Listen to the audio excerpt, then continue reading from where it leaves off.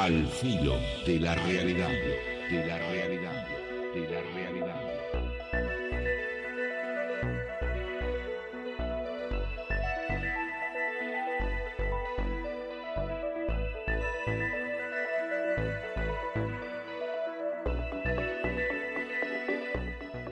Llamo Iván, nos pregunta si las islas de Bimini y las Bermudas podrían ser restos de la Atlántida. Sí, esto va concatenado con los comentarios que yo estaba haciendo anteriormente sobre el Golfo de México.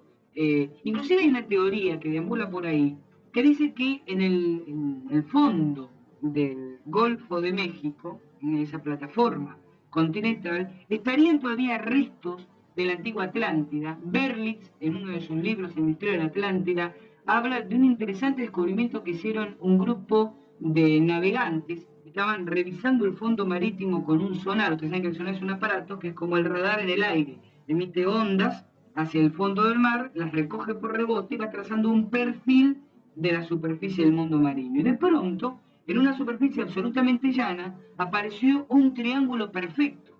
Imagínense ustedes, una línea que va saliendo de un aparato y que les va describiendo cómo es el fondo del mar sobre el cual ustedes están navegando en ese momento.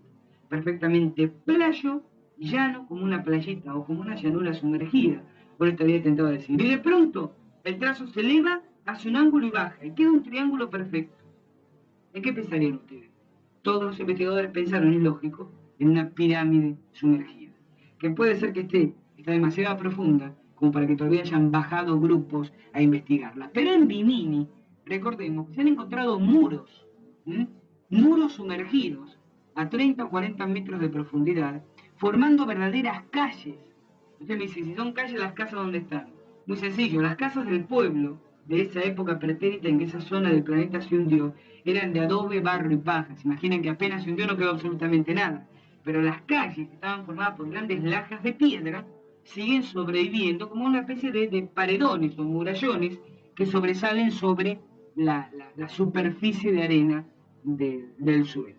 Pero también se dice que había una Atlántida en el desierto de Gobi, ese gran desierto que abarca la mayor parte de Mongolia, en el Asia. Ustedes dicen, ¿cómo? ¿Una Atlántida en medio del desierto?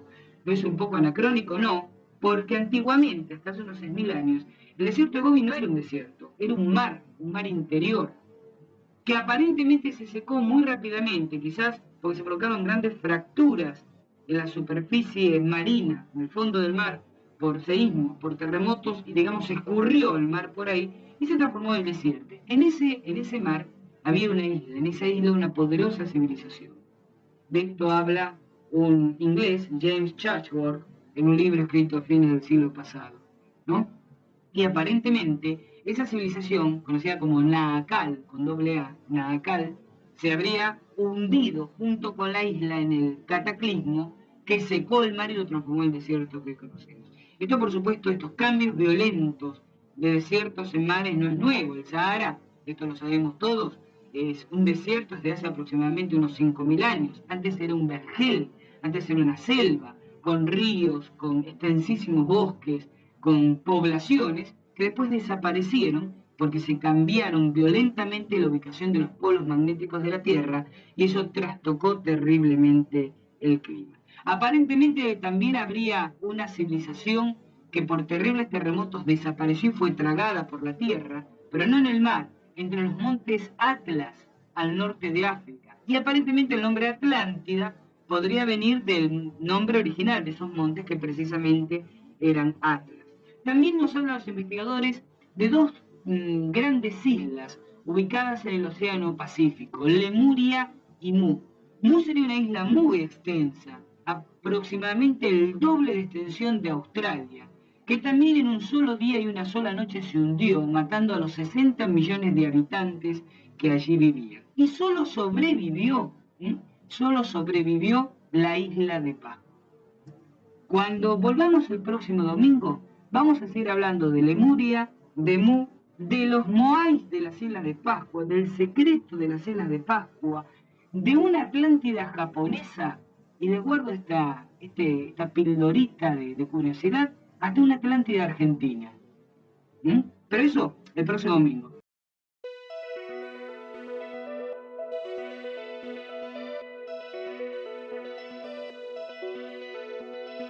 Al filo de la realidad, de la realidad, de la realidad.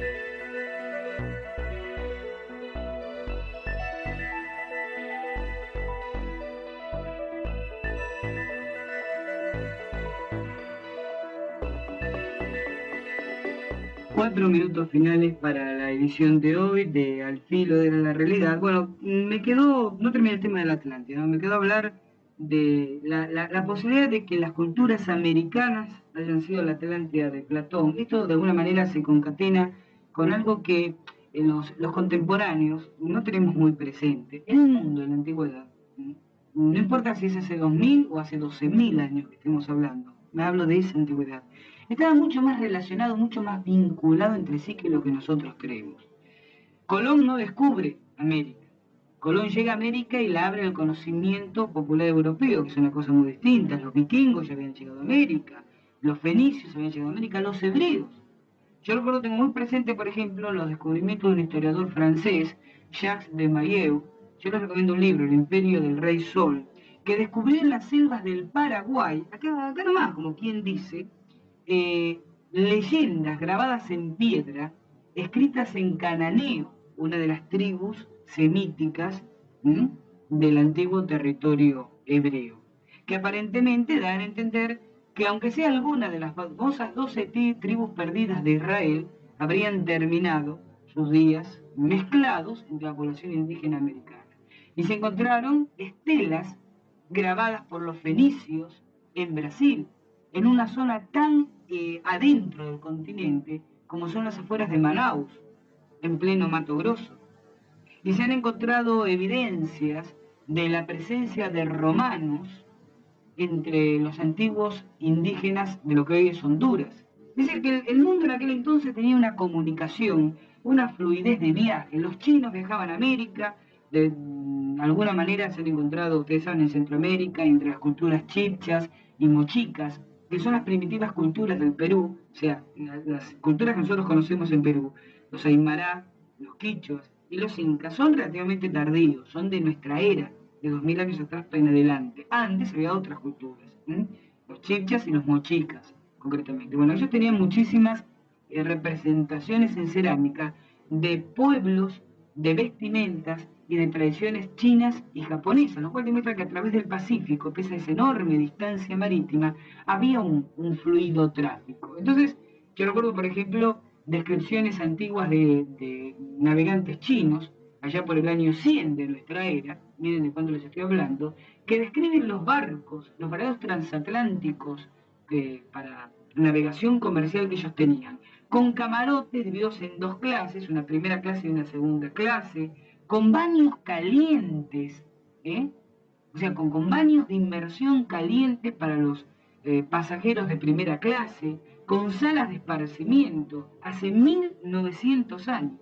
Entonces, evidentemente América no era un gran continente aislado del mundo donde vegetaban grupos indígenas.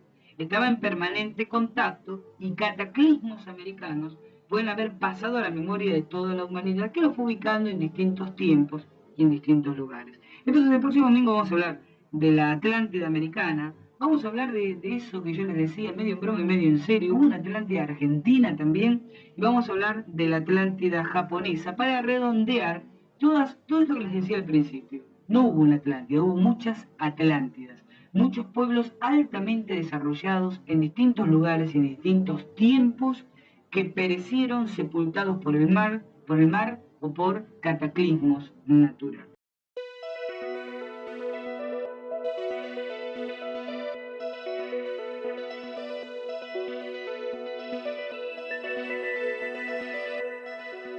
Bueno, nos quedaban algunos puntos para redondear el tema de la Atlántida. Recuerdan ustedes, y vamos a hablar de algunas alternativas a la localización de la Atlántida. Yo les había dicho que uno de los relatos trata de ubicarla, se va a Lucio Salazar, el locutor de hoy, nadando, ¿no? El príncipe de la Atlántida, vas a acordar igualito de cara. Bueno, les decía que algunas de las localizaciones alternativas de la Atlántida, las menos conocidas, estaban, recuerdan ustedes, en el desierto de Gobi. En América hay algunos autores que dicen que la referencia de Platón en el Timeo, cuando dice una gran isla mayor que Asia y Libia juntas, allende las columnas de Hércules, o sea, más allá del estrecho de Gibraltar, quizás se hiciera referencia al continente americano.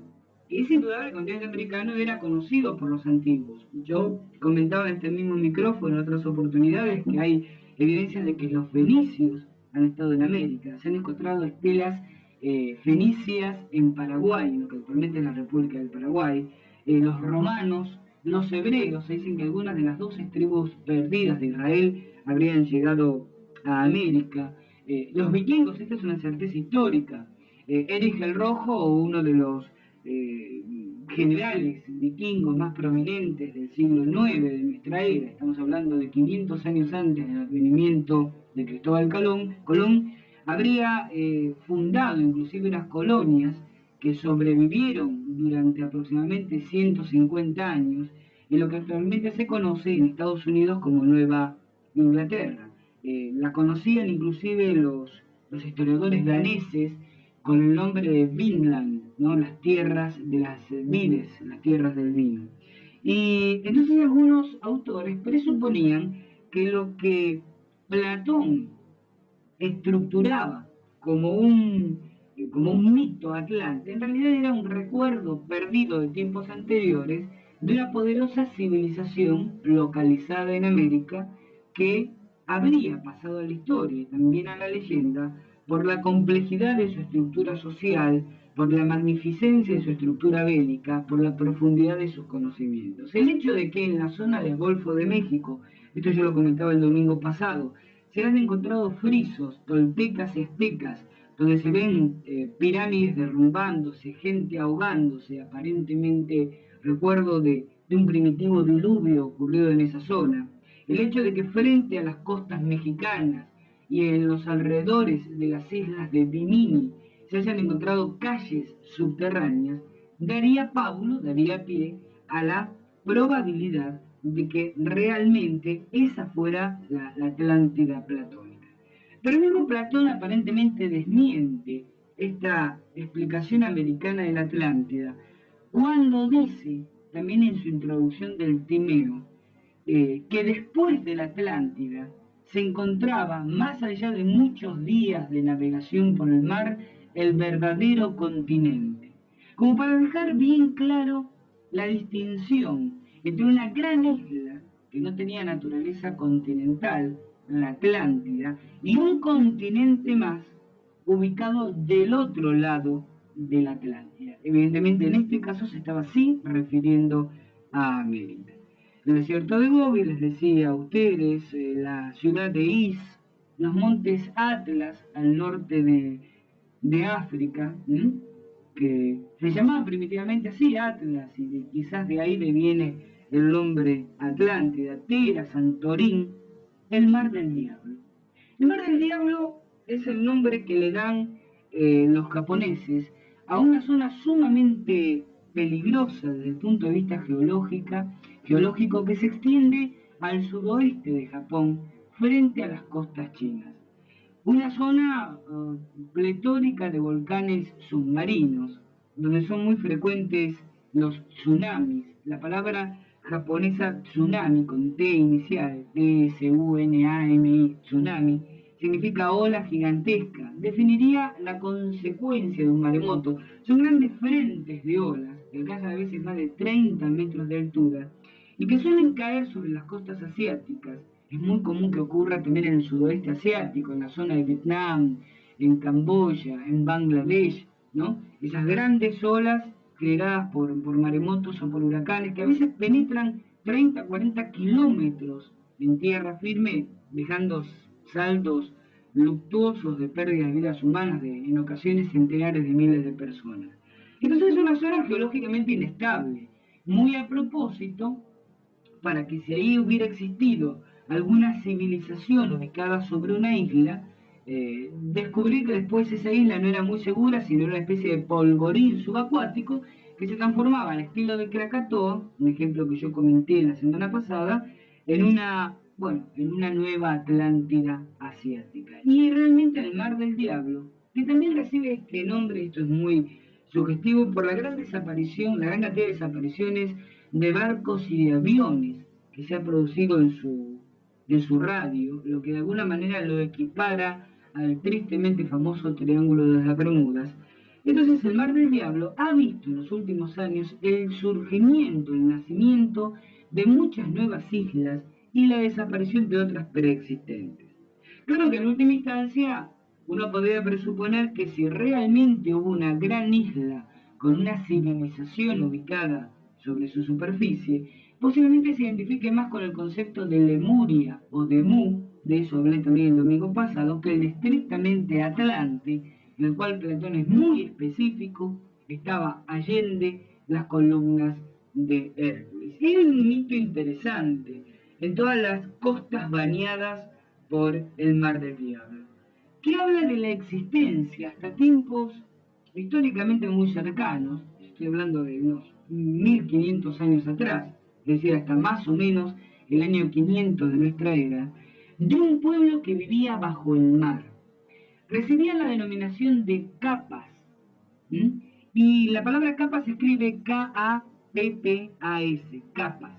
Los capas eran seres, la palabra capas traducida significa hombre de los cañaverales, porque aparentemente tomaban contacto con la tierra y en ocasiones tenían algún tipo de contacto o comercio con los pueblos costeros, siempre en zonas de bajíos, de pantanos inundables por el mar, de cañaverales. Pero es muy interesante la descripción que los antiguos sabios japoneses y chinos hacen de los capas. Fíjense cómo lo describen. Como seres de piel negra y brillante, grandes ojos triangulares, una especie de casco con 4 agujas en la cabeza, manos y pies palmípedos, es decir, como los patos con membranas interdigitales, con membranas entre los dedos, y una gran trompa que saliendo de la altura del rostro se une con una jiba, es decir, con una joroba en la espalda. Esa es la descripción que por el año 400 o 500 de nuestra era hacen los historiadores y los sabios chinos y japoneses de los capas. Y uno, hombre del siglo XX, cuando busca algo que se parezca a los capas, ¿qué parecido descubre? Es fácil, al de los hombres rana. La piel negra, lustrosa y reluciente, es idéntica al del traje de neopreno, el traje de goma de los buzos actuales. Las manos y pies palmípedos nos hace acordar a las aletas y patas de rana. Los ojos triangulares, grandes y triangulares, nos pueden hacer pensar en gafas de buceo. Quizás el casquete con 4 agujas sea algún equipo de radiocomunicación, pero lo más interesante, la trompa que se extiende desde el hocico hasta unirse a una joroba en la espalda. ¿Acaso no les hace pensar en un equipo de respiración autónomo, en un tanque de oxígeno de buceador? Entonces uno podría preguntarse si no podrá haber existido un pueblo que, a caballito de la historia contemporánea, trató de sobrevivir en bases submarinas, quizás como parte de un programa de recuperación de restos arqueológicos de su propio pueblo hundido en la antigüedad, y que existió hasta épocas, como les decía, históricamente muy recientes, hasta que después desapareció o terminó fusionándose con la población japonesa o china y se perdieron un poco así sus rastros en la historia. Y hay un detalle interesante, yo les había hablado medio en broma y medio en serio de una Atlántida argentina. ¿Y cuál es el asidero para hablar de una Atlántida argentina? Yo no sé si hablar de una Atlántida, pero sí de una civilización con construcciones ciclópeas que desapareció tragada por las aguas. ¿Ubican Península Valdés?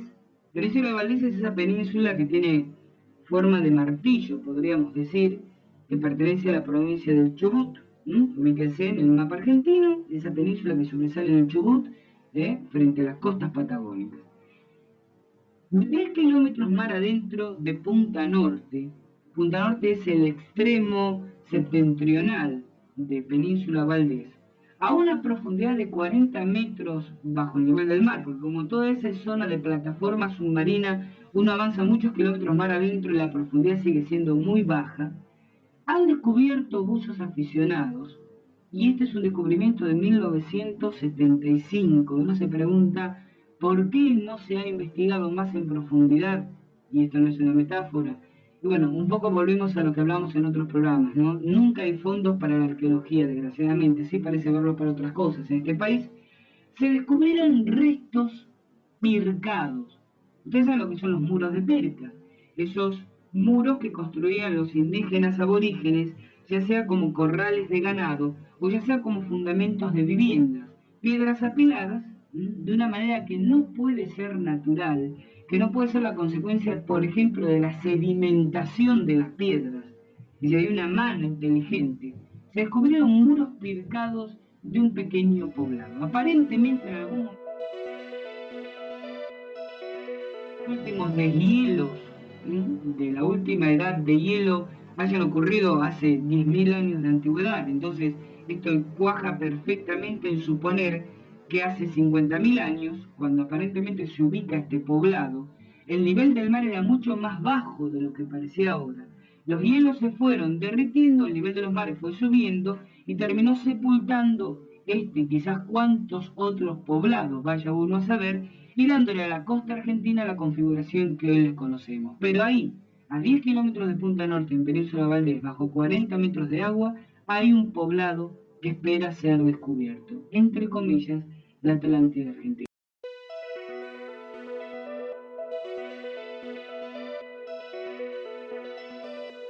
Al filo de la realidad, de la realidad, de la realidad.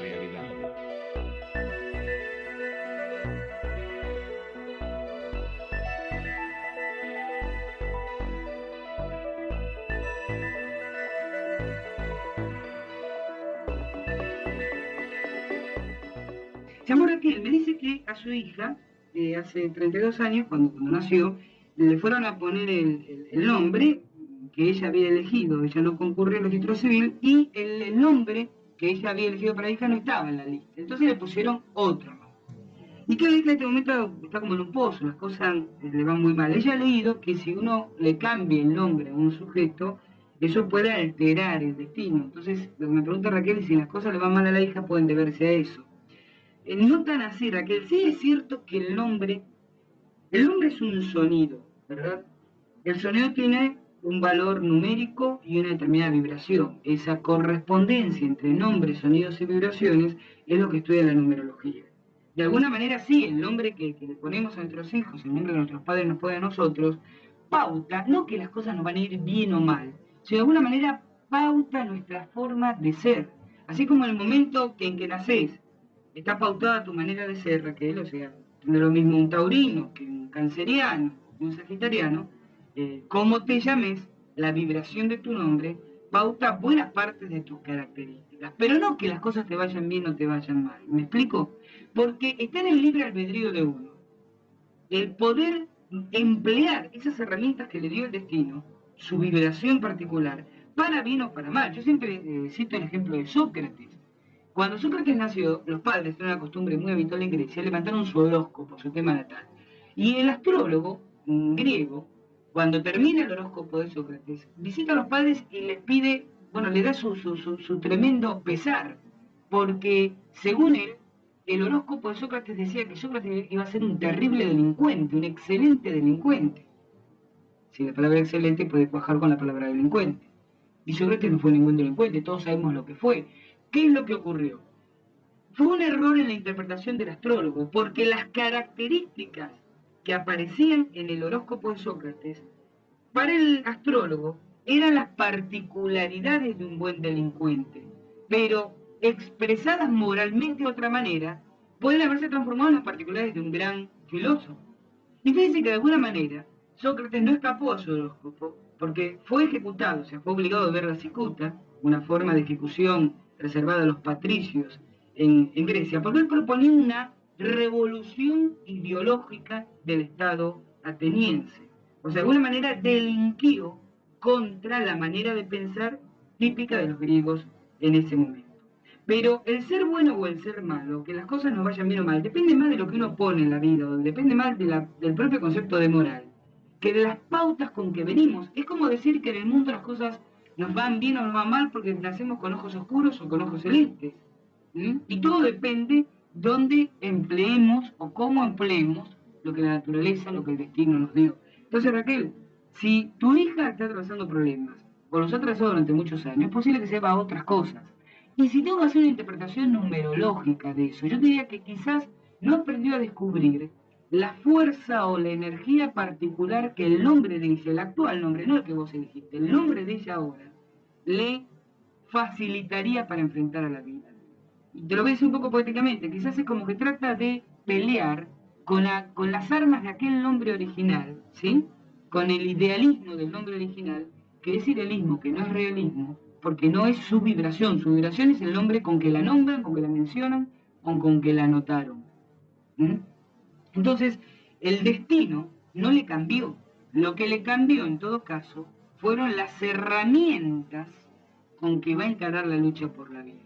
Pero el destino se lo labra cada uno.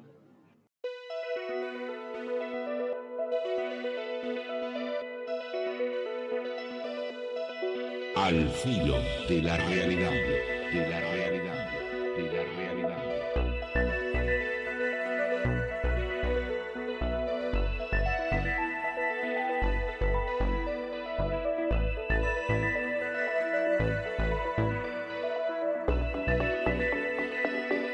Bueno, hablamos de amuletos y talismanes, ¿sí? Ok. ¿Qué es cierto en los amuletos y talismanes? ¿Qué confiabilidad tiene este tema? A veces resulta o puede parecer un poco serio que una persona que se supone tiene que tener un enfoque objetivo, serio y se quiere científico de estos temas, yo, es decir, la persona que se supone que pasó por la universidad, entonces por lo tanto su concepción de estos temas es un enfoque racional, analítico y lógico, tiene que oponerse a la superstición, tiene que oponerse a la superchería, tiene que oponerse a los bolazos, ¿sí? El tema de los amuletos y talismanes, para ciertos segmentos de la población, puede parecer un tema poco serio.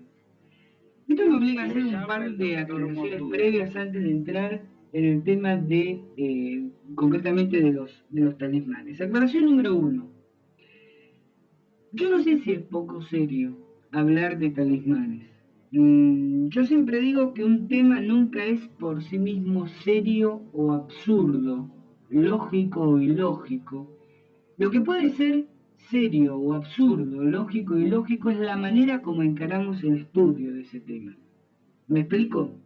Voy a ser un poco más puntual. Hay personas que por prejuicios o por prejuicios, o sea, separada la palabrita, por preconceptos, pueden pensar que hablar de talismanes es una tontería. También hay personas que pueden pensar que hablar de parapsicología es una tontería. Los que somos parapsicólogos sabemos que no es ninguna estupidez. Lo que ocurre es que hay muchos que abordan el estudio de la parapsicología mediante maneras estúpidas de hacerlo. Pero eso no hace que intrínsecamente la parapsicología sea una tontería. Todos los temas, cuando digo todos los temas cae el tema talismanes adentro, todos los temas dependen de la misma cuestión. Un tema en sí cualquiera, desde el estudio del origen del universo hasta el análisis de por qué se forman los movimientos políticos, pasando por una nueva terapia contra el cáncer y terminando en la posible existencia de fuerzas astrales, no es por sí mismo poco creíble, poco serio, falto de credibilidad. Lo que ocurre es que muchas veces esos temas se investigan de manera poco seria. Y las personas que hacen su negocio con esos temas no se preocupan en investigarlo, en indagarlo y darle los fundamentos científicos necesarios a esos temas. Vuelvo por eso a la definición original. Un tema en sí nunca es serio o absurdo. Lo que será serio o lo que no lo será, lo que dejará de ser serio, es la confiabilidad o la falta de confiabilidad con que encaremos estudios. ¿Esto qué significa? Que cuando uno que trata de andar por la vida con la mentalidad abierta, se plantea la probabilidad, se plantea este tema. ¿Qué son los amuletos y talismanes? Puede ser que funcionen o no. Prejuzgar, o sea, decir a priori, no, todo eso son supersticiones, es sumamente inútil desde el punto de vista del conocimiento y además sumamente peligroso. A propósito, la palabra superstición viene del latín superstite, que significa lo que sobrevive. Si la superstición es, etimológicamente hablando, lo que ha sobrevivido de un antiquísimo conocimiento que la humanidad tuvo, que después perdió, del cual quedaron restos como de un naufragio, que fueron malformados por los tiempos, lo que uno tiene que hacer es tomar esos elementos y ver qué había en la antigüedad, a qué conjunto de conocimientos pertenecía en la antigüedad, pero no simplemente rechazarlos de antemano. Si desde ese punto de vista decimos que los amuletos y talismanes son supersticiones, entonces sí lo son, porque es lo que sobrevive, lo que superstite a un conocimiento perdido. Y hay una fundamentación científica, si se quiere, para el tema de los amuletos y talismanes. Hay una fundamentación científica que hace a la elección de los momentos en que un amuleto y talismán es realizado. La propia fundamentación de la astrología, tema sobre el cual no voy a volver ahora, porque yo le dediqué prácticamente ya un programa. Y fundamentada científicamente la astrología, toda aplicación de la misma, como la elección de los momentos en que se fabrica un amuleto o un talismán, es por carácter transitivo igualmente válido. Para empezar, un amuleto y talismán no son sinónimos entre sí. El esoterismo, la ciencia hermética más antigua, dice que amuleto es todo aquel elemento que, tomando en cuenta el momento en que es fabricado y los elementos que participan de su fabricación, se emplea para proteger a quien lo usa de la acción de fuerzas perjudiciales que operan a su alrededor. Mientras que el talismán es, también tomando en cuenta los elementos con que se fabrica y el momento en que se hace, un objeto para provocar cambios a su alrededor. Quizás la comparación más gráfica que podemos hacer entre el amuleto y el talismán es imaginar un guerrero, nosotros, con un escudo, el amuleto, y con una lanza, el talismán. Los momentos en que he fabricado el amuleto del talismán tienen su fundamentación astrológica. La fundamentación astrológica tiene su fundamentación científica. Los amuletos y talismanes tienen una fundamentación psicológica, eso es obvio. Si yo a Quique Marzo, nuestro inefable coordinador, que me está mirando muy atentamente, le digo, mira, Quique, este bolígrafo que yo tengo aquí en mi mano en este momento está cargado con el poder, onda tipo He-Man, uno diría, ¿no? Con la fuerza, toma, llévalo cuando vayas a rendir, y dice tiene uno igualito, ¿sí? Llévalo cuando vayas a rendir tu próximo examen para que salgas bien adelante. Y supongamos que Quique confía plenamente en mí, en mi palabra, en mí, más que en mi palabra, en mi ascendente psicológico sobre él, porque me supone más conocedor del tema que él. Entonces, si irá con este bolígrafo al examen, totalmente confiado en la fuerza del mismo, y las cosas le irán bien, pero no por el bolígrafo, esto que quede claro, sino por el mecanismo de autosugestión positiva en que yo transformo el bolígrafo. ¿Mm? Ese es el punto que hace que haya ciertos objetos de poder, o sea, que determinados libros o determinados símbolos religiosos o determinadas vestiduras que han pertenecido a maestros espirituales o que han pertenecido a grandes conductores de religiones, sean considerados objetos de culto y que ciertas personas ante la proximidad de los mismos tengan remisiones espontáneas de sus enfermedades. No lo cura el objeto, se cura el mismo sujeto por la intensa fe que proyecta en el objeto. El ser humano es eminentemente fetichista. Usted sabe lo que es un fetichista. Un sujeto necesita un objeto sobre el cual apoyar sus sentimientos, sobre el cual apoyar sus emociones. La gente necesita fetiches. religiosos, ideológicos, banderas, pancartas, rostros, líderes, artistas, algo a qué seguir. Como el ser humano es eminentemente fetichista, eso explica que históricamente siempre un movimiento político, un movimiento social, una institución, una religión, comience por tener su libro, su dogma, sus estatutos, un libro y un emblema que lo identifica y al cual se identifican los seguidores. Aplicando el mismo criterio, si funciona para las masas, funciona para el individuo, hay objetos que tienen una buena capacidad de sugestionar a ciertos individuos y por eso funcionan. Pero hay algo mucho más interesante. Supongamos que yo construyo un talismán empleando determinados metales que tienen también un correlato astrológico, sobre el cual también tampoco voy a volver ahora.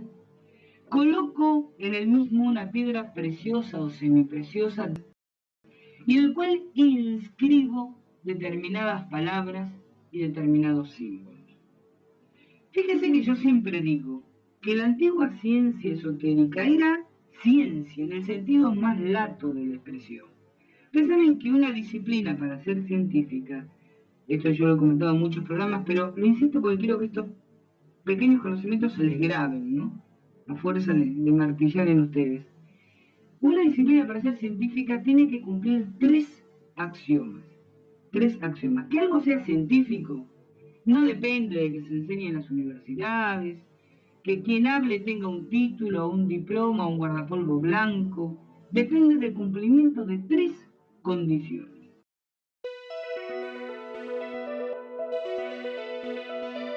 Al filo de la realidad, de la realidad, de la realidad.